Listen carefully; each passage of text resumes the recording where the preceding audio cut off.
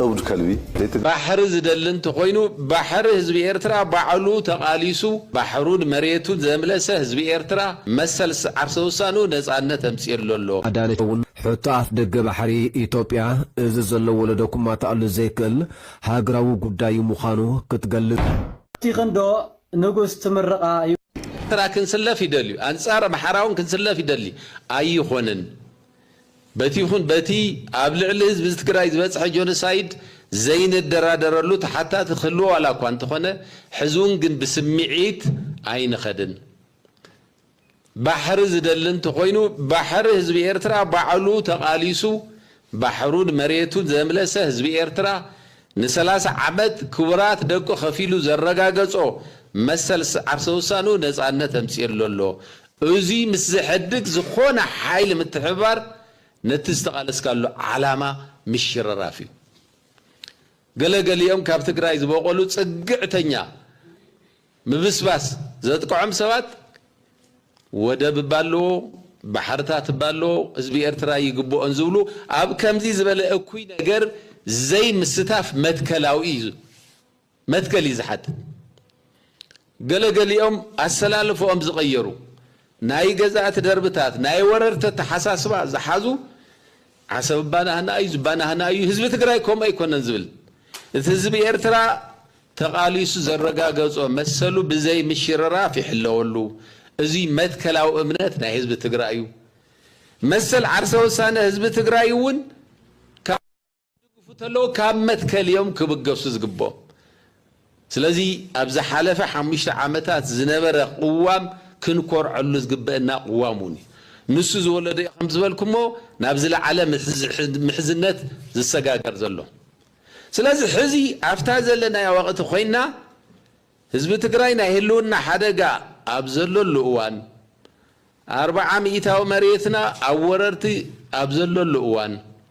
حزون كنت فوقمنا خم حزبي كنت نتكمنا أبزبها لؤوان محزنت كام متنخار بتعمي مسرتاون اواناون قدايو أبز قداي زعمو سبات دما مسجانا يقبوم ترح زي كونس كنحجزهم زقبنا هافتامي زبل درافي زبل ጋዜጠኛ ረብሓ ይግደስ ይዝብል ኩሉ ኣብ ሰናይ ዓላማ ዝዓሲሉ ክሰርሕ ዝግበኦ እዩ መሬትና ሉዓላዊ መሬትና እቶም ረብሓታት ትግራይ ዝበሃሉ ናይ ጸጥታ ረብሓ ኣለና ናይ ኢኮኖሚ ረብሓ ኣለና ዘይተመለሰ መሬት ኣለና ኣብ ትሕቲ ወረርቲ ዘሎ ህዝብ ኣለና እዚኦም ኩሎም ንምምላስ እቲ ምሕዝነት ብጣዕሚ ገዳስ ስለዝኾነ ሕዝውን ከም ትማሊ ምስክን ሓብሮም ዝግበአና ህዝብታት ሞድማ ሓደ ምስኮነ ዝኾና ህዝብታት ምሕዝነትና ምጥንኻርን እዚ ምሕዝነት እዚ ብዝተጠናኸረ መንገዲ ናብ ዝለዓለ ደረጃ ምውሳድን ወዓል ሕደር ዘይብሉ ኩሉ ፈታው ትግራይ ክስዕቦ ዝግባእ ሰናይ ተግባር ትግራይ ምሳባላት ጸጥታ ትግራይ ምስ መኽራት ይጸገም ኮይኑ ዘሎ ኣብ ከባቢ ወልቃይ ሻዕብያ ስልጣን ክህዝ ከሎ ዳርጋ ልዕሊ 300 ፋብሪካታት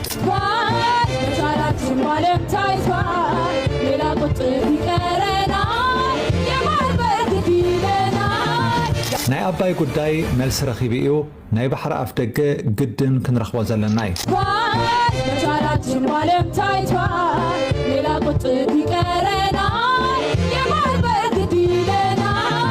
የአባይ ጉዳይ መሳቂቷል መቻላችን ማለም ታይቷል ሌላ ቁጥር ይቀረናል የባህር በር ግድ ይለናል ናይ ኣባይ ጉዳይ መልስ ረኺቡ እዩ ከም እንኽእል ብዓለም ተራእዩ እዩ ካልእ ዘጠዓስ ነገር ይተርፈናሎ ናይ ባሕሪ ኣፍ ደገ ግድን ክንረኽቦ ዘለና እዩ كبرات تخطاتلتنا ازو موزيقاو سرحات زي لومي بمخنيات اكبابرا بعل عدوا مبل 230 ناي زخر عامت بحانت ناي سراويت ناي سنة طباب كجلة زغربي بملكع مرئيت تقريبا يبهار هايلاتشن داقم باديس ملك تقوكمو راسونا فرط بهار هايل. Now passing before the guest of honor is the Ethiopian Navy.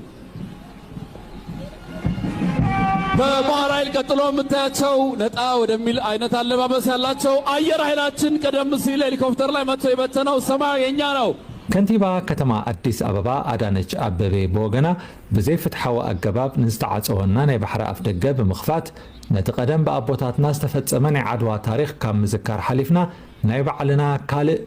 ድርብራብ ታሪክ ንምፅሓፍ ብዓቢ ወኒ ክንለዓል ይፅውዕ ኢሉ ከም ዝፍለጥ ሕወሓት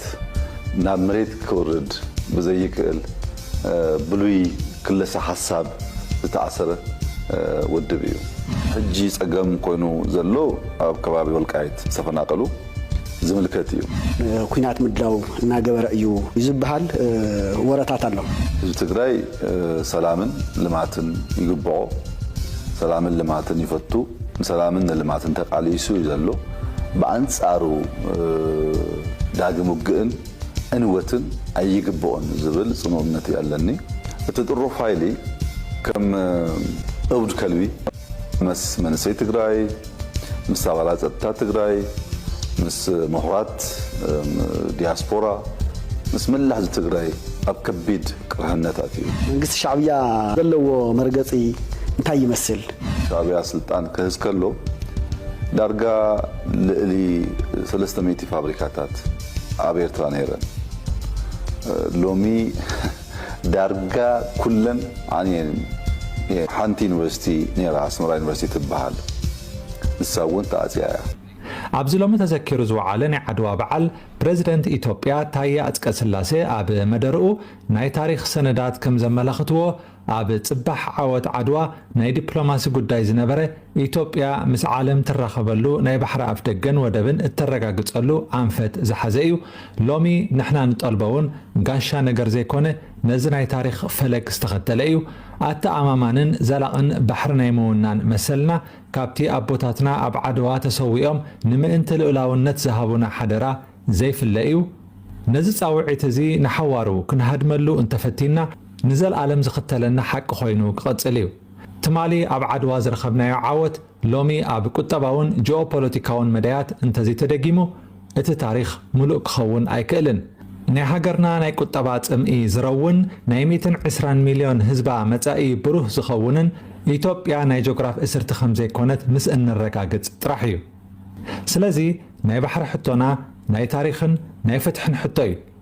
ንኸይ ዓብዩን ደው ዝበለ ሓሳብን ክህልዎም ውዕል ዝኣሰሩ እንተጋጢሞምና ንኽዕረዩ ግዜ መሃብ እዩ ምስ በለ ፕሬዚደንት ታየ ብዛዕባ እቲ በዓል ሰፊሕ መብርሂ ሂቦ ካሊእ ከይዱ እቲ ርክብ ናብ ምንታይ ክዓቢ ዘለዎ ዓንቶ ኣብ ርሺ እውን ጠቒስዎ እዩ ንሕና ከም ውድብ ባይትና እውን ንኣምኖ ብዙሓት ተጋሩ እውን ከም ዝዛረብዎ ካብ ህዝቢ ንህዝቢ ዝርክብ ናብ ስትራቴጂ ጉዳያት እውን ክዓቢ ኣለዎ ክሳብ ወታደራዊ ምትሕግጋዝ እውን ክኸይድ ኣለዎ ምክንያቱ ኣዲስ ኣበባ ዘሎ ስርዓት زواج أنت خوين ترحي حق زتكس نحنا تجارو حق النوالنا نهزبنا نمن كراقرو أين أتون حق بهالقانقا ناوي محمد أيردون كردون يدلن مسماني حق تزرارب نحنا وزلنا تجارو سل حق نزرارب سجميلن أما نقول تجارو تخوينو حق من قصة تحسكون هز تبراج سندات فلسيم حق خبر نحركوينو تناشي سحتاتون تستعقل نيرو حزون تزلوا عل خبر نيرو تزلوا عل كم تفلتوا نتقرأ زوج حيلي أب عفار يود بلو كلهم أقر قلتات درجة دو بالوميم تقرأ حق منقستي أمنا يتبع حق منقستي زترفع قداي يقول لا زي الناس حنا قداي هون يكون أو زي كسمر الزلوا مالتي وا نحن أكو بنا يتبع حق منقستي أيكون أنت دانينا نحن تداننا يو بنا علم لك حقيو نمتين أنا بنا يتبع حق منقستي دينن كان عندي ناي تقرأ قداي على ما قداي تواهلو أبناء علم لك أبناء علم لك وعل أو يتي تقداي توديو كابناء علم لك أجندة ناب تحتي نابناء كشت وين نابناء يتساوى قداي أين وردن تقرأ على هجريا حبرات أفريقيا هم تفلتوا أمونغ هجراتيو زداني نمجمع رجزك هم من قدوس إلو زو قداي زي أبناء يتبع قداي فتح سلا زي غير